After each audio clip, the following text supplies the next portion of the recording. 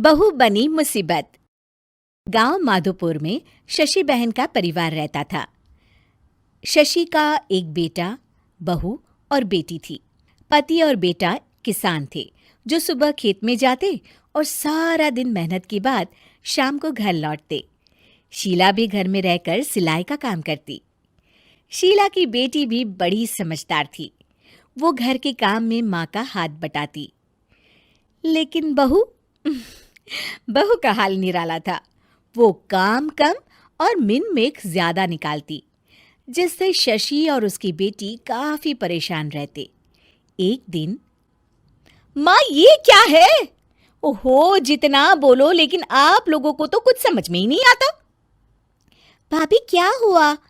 और माँ अभी सिलाई कर रही हैं, उन्हें बार बार मत उठाइए। मुझे बताइए हुआ क्या है? ये देखो सोनम, दूध उबल रहा है और बस गिरने ही वाला है।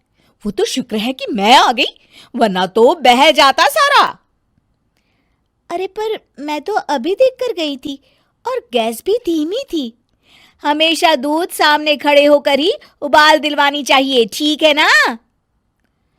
सोनम को मेघा की बात पर गुस्सा आ जाता है, लेकिन क्लेश ना हो ये सोचकर वो चुपचाप वहां से चली जाती है और सोचती है कि वो कैसे मेघा को सबक सिखाए।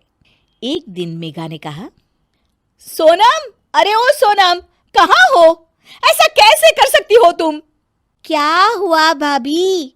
जब देखो परेशान सी घूमती हो। खुश रहा करो भाभी, इससे ना स्किन ग्लो करती है। सोनम, फेस तो मेरा वैसे भी ग्लो करता है, देखो। और कितनी गुणी भी हूं मैं। तुम्हें तो शादी करके दूसरे घर जाना है। देखो जरा, देखो अपने कमरे का हाल देखो, सारा संतरे का छिलका जमीन पर फैला है। अरे ससुराल में ऐसे ही रहोगी क्या? भाभी करना ही क्या है, वहीं पड़े पड़े सूख जाएंगे, फिर पीस कर पैक बना लेंगे। आप भी ना भाभी, चिल करो। मेघा गुस्से से वहां से निकल जाती है। हर बात पर मीन मेक करने वाली मेघा एक दिन फिर चिल्लाने लगती है, माँ, अरे माँ सुनो तो जरा।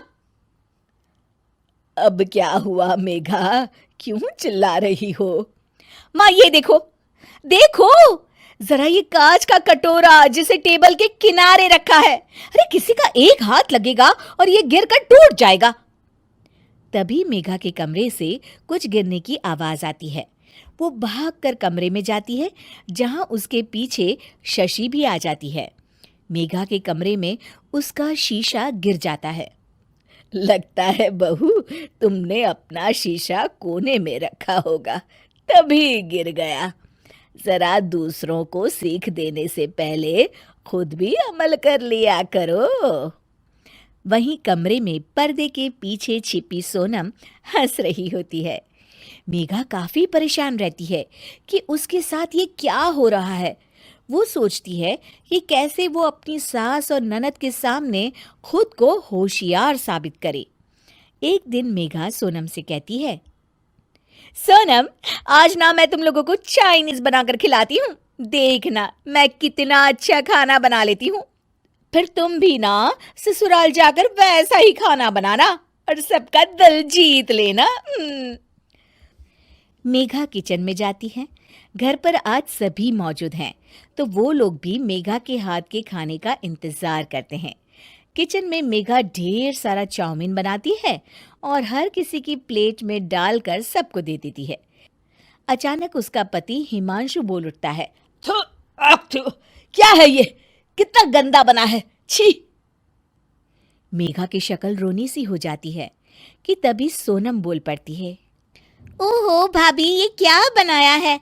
ऐसा बनाऊंगी मैं ससुराल में जाकर, तो वो लोग तो पक्का मुझे भगा देंगे ऐसा खाना खाकर। पूरा घर हंसने लगता है। तभी मेघा की सास कहती है, कोई बात नहीं बहू, कभी कभी ऐसा हो जाता है, पर हाँ, दूसरों को सीख देने से पहले खुद का सही होना सबसे ज्यादा जरूरी होता है।